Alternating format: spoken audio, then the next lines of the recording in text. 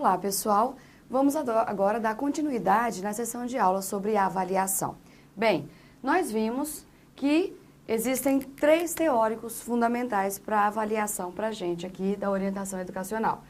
Freitas e Fernandes, Libânio e Lucchesi. A gente viu que Freitas e Fernandes apresenta 3 níveis de avaliação, não é isso? São o nível da aprendizagem, nível da escola e nível de sistema. Vimos que ele apresenta 4 princípios da avaliação. Quais são? Funcionalidade, sistematicidade, orientação e integralidade. E ele também apresenta 3 funções da avaliação. São aquelas que a gente aprende no curso de pedagogia. São as funções diagnóstica, processual formativa e somativa classificatória. Vimos também Libânio, que Libânio ele vai apresentar só 3 funções. Não é isso? Libânio vai apresentar a função didática pedagógica, a função diagnóstica e a função controle. E qual seria a diferença do Freitas e Fernandes para o Libânio na função diagnóstica? Aqui o Freitas e Fernandes fala que a função diagnóstica deve ocorrer no início do processo e serve como ferramenta do professor. Já o Libânio fala que na função diagnóstica, a função diagnóstica ocorre durante todo o processo, no início, durante e ao final do processo, e ela serve como ferramenta para orientar tanto o professor quanto o aluno.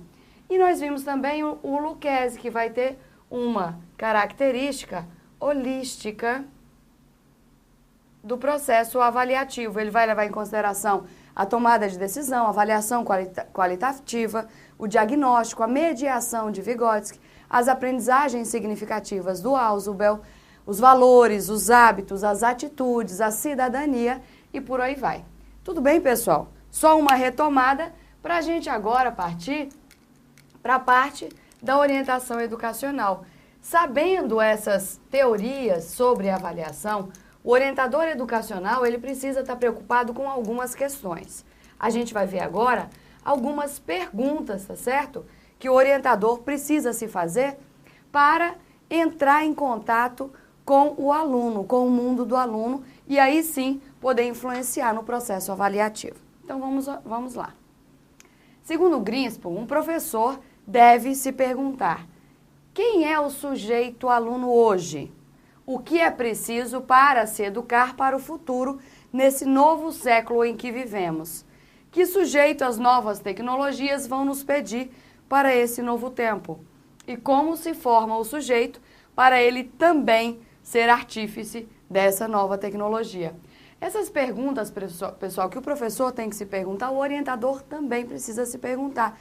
E o problema é que até agora a gente não tem respostas definitivas para isso. A gente não pode esquecer que o sujeito é histórico, que as concepções de mundo, de escola, de homem, de educação também são históricas. E a gente precisa contextualizar as respostas que a gente vai dar para essas perguntas, ok?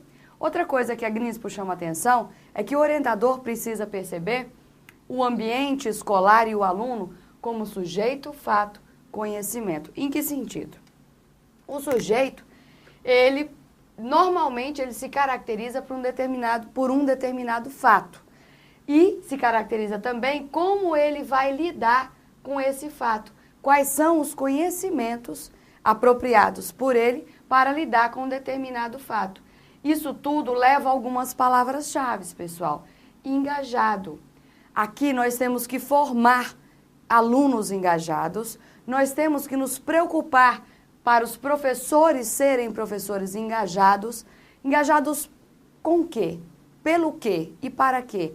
Para um conhecimento contextualizado, para um processo de ensino-aprendizagem que tenha uma orientação voltada muito mais do que a quantidade de conteúdos, e sim para a qualidade de conteúdos. O orientador deve se preocupar em colaborar com todos, principalmente com os professores, montando parcerias para a formação do sujeito integral. Integral. Essa palavrinha aqui sempre deve aparecer para complementar a nossa ideia e contextualizar com a concepção atual de educação e de orientação e de avaliação, ok? Quais são as prioridades do orientador educacional no processo avaliativo? Formação integral. Cuidar da formação integral do sujeito racional e emocional. Segundo, aquisição de saberes. Promover formas de o aluno adquirir saberes, em especial os alunos excluídos da escola. PPP 3. O projeto político-pedagógico deve estar comprometido com as redes de subjetividade. Vocês lembram do que se trata redes de subjetividade? Pessoal, rede de subjetividade a gente viu nas primeiras aulas da origem da orientação educacional. O que é rede de subjetividade? É aquele tecido social, onde cada fiozinho do tecido social importa. Se essa minha blusa rasgar e se perder, quebrar um tecido, um fiozinho desse tecido social, ele perde a função social, que é cobrir as partes. Pois é, o PPP ele tem que estar comprometido com essa rede de subjetividade, ou seja, todos os componentes da comunidade escolar importa, não só o professor, não só os funcionários, mas os alunos, os pais e os demais componentes da comunidade escolar. Então, no processo avaliativo, a gente também tem que observar o PPP e as redes de subjetividade. Outra prioridade que o orientador educacional deve ter diz respeito à oportunidade, ou seja, promover igualdade de oportunidade para todos os alunos. Isso daqui é muito complicado, porque atuando na educação pública, a gente sabe que isso daqui, igualdade de oportunidade, depende muito mais do nosso PPP e dos professores do que do sistema educacional. Outra prioridade deve ser o compromisso e a consciência. Os professores devem ter consciência de que não são instrutores, pessoal, ou informadores, mas sim construtores e educadores que têm um compromisso com o aluno e com a sociedade. Ou seja, se um fracassa, toda a sociedade fracassa com relação à sua finalidade escolar, tá certo? Nós estamos vendo, então, as prioridades segundo a Grinspoon. A Grinspoon também fala que o orientador tem que se preocupar com essa sigla aqui, ó, PPC. Perguntar, pesquisar e criar. A Grinspoon observa ainda que a orientação tem um papel relevante frente ao contexto atual, em que se deve ajudar o aluno a perguntar, pesquisar e criar. E não só o aluno, mas todos os envolvidos com a educação.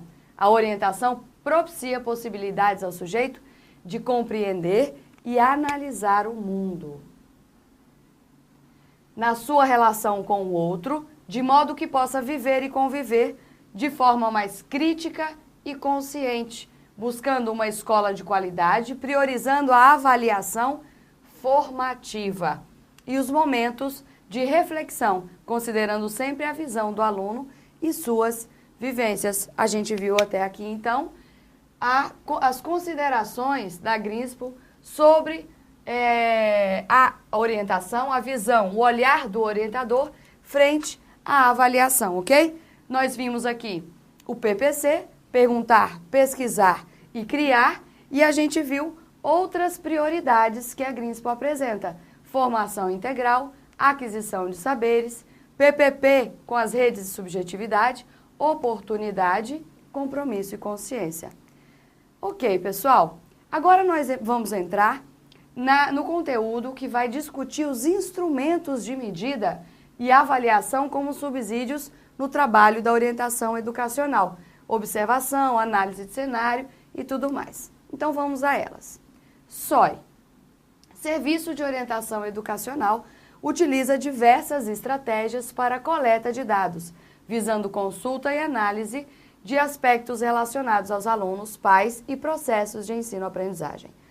São elas, nós vamos ver a seguir: questionários, entrevistas, observações, análise do texto, testes sociométricos e vocacionais e pesquisa participante e outros.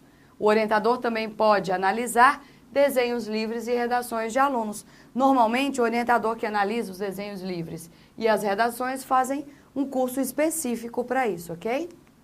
Então, vamos começar com os questionários. O que é importante aqui?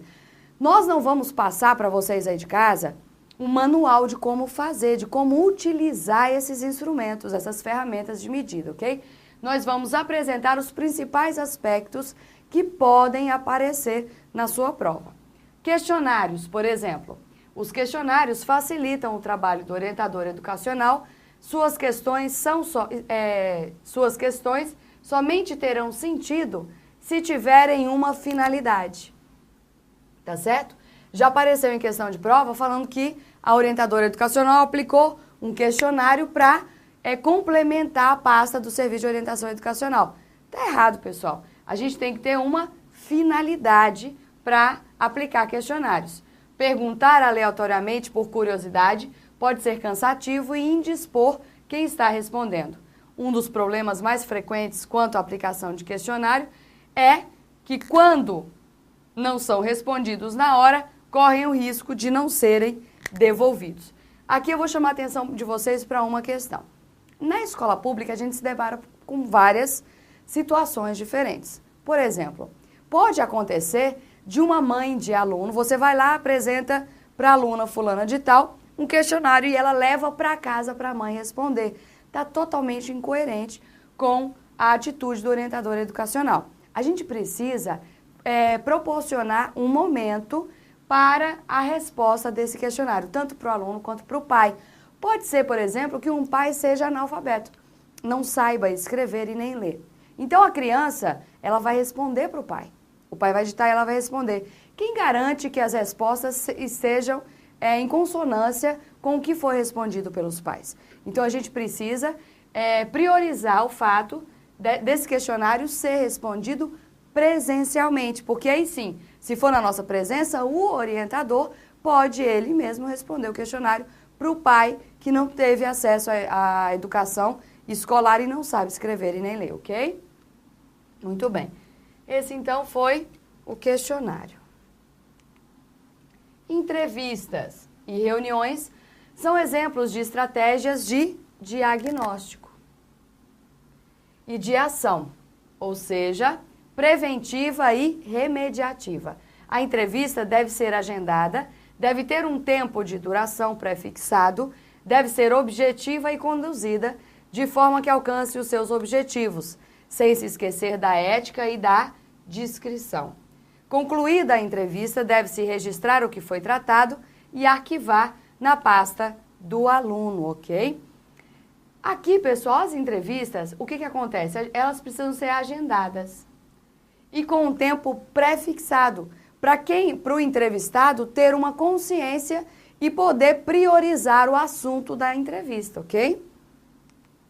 Aqui a gente também tem observações, né? As observações, pessoal, o que a gente precisa falar delas é que elas precisam ser também agendadas. Por quê? Vale no período que tá todo mundo na correria para a festa junina, tá certo?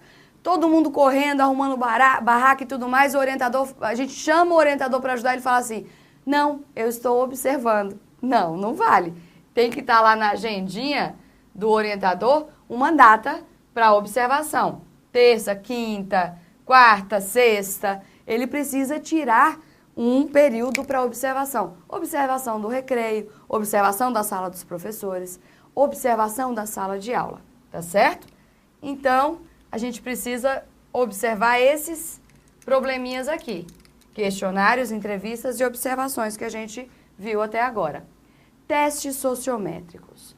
Constituem um dos instrumentos mais importantes à disposição da orientação educacional. Segundo Giacaglia e Penteado, mesmo embora seja uma técnica, mais uma técnica do que um teste, esses testes são utilizados para escola de líderes, formação de equipes de alunos. Os dados são passados para uma folha chamada sociomatriz e depois um gráfico chamado sociograma. E agora? O que é um teste sociométrico, pessoal? O teste sociométrico, ele serve para revelar as relações interpessoais na escola ou na sala de aula. Ou seja, nós temos aqui o seguinte teste sociométrico. Eu vou para uma sala onde está lá a Maria, o João, o Pedro e a Marisa. Marisa. E aí eu vou aplicar questionários. Então, os questionários vão ter perguntas, tá certo? Que vão revelar as lideranças de diversos campos, ok? Questionários. Então, esse é o questionário da Maria, esse é o questionário do João, esse é o questionário do Pedro e esse é o questionário da Marisa. Questionário esse que deve ser respondido presencialmente. Então, a primeira pergunta do questionário, eu quero saber se você precisasse de um apoio para as tarefas de casa, quem você chamaria? Então, a gente vai perguntar o seguinte, tarefas. Qual é a referência da escola com relação às tarefas de casa? A Maria vai falar assim, eu chamaria a Marisa, porque a Marisa, ela entrega todas as tarefas e geralmente acerta todos os itens. O João fala, eu também chamaria a Marisa. E o Pedro, a Marisa. E a Marisa fala assim, vou chamar a Maria, que é a minha única amiga mulher aqui da sala, tá certo? A outra pergunta a gente vai querer saber o seguinte, se fosse para você organizar sua festa de aniversário, quem da sala você chamaria? Quem é que eles vão pensar? Bom, eu vou chamar aquele aluno que conhece mais gente, que tem uma ampla afinidade, uma relação muito ampla. Aí a Maria fala assim, sabe quem é que tem? O João. O João conhece todo mundo da escola, ele não fica restrito à sala de aula.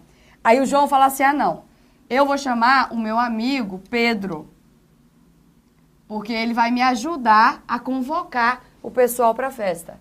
O Pedro fala assim, não, eu vou chamar a minha amiga, o meu amigo João, porque ele conhece todo mundo da sala. E a Marisa também vai chamar o amigo João. Aí você pergunta assim, olha só, outra pergunta para a gente saber as lideranças, os tipos de liderança que tem na sala. Se você tivesse solto, perdido numa ilha, quem você chamaria, quem você gostaria de estar lá com você? Então, são os melhores amigos. E assim por aí vai, pessoal. Deu para ter uma ideia, não deu? Então, o orientador, com o questionário em mãos, ele vai passar esses dados para um sociograma ou sociomatriz, para um gráfico ou uma escala, que é isso aqui, ó. Tá certo? No gráfico ele vai colocar aqui João, Pedro, Maria, Marisa. E aqui as perguntas e aí vai montando o gráfico.